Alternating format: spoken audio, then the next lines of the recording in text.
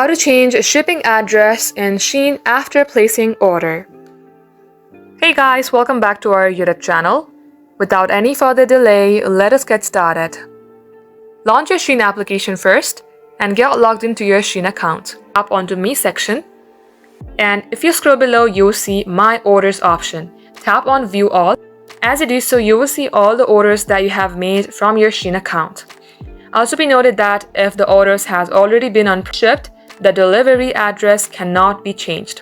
But in case the orders is pending payment or under unpaid or processing, you can change them. In order to do so, go on to All Orders, then tap on Edit Address. Here you can also change the location and the phone number.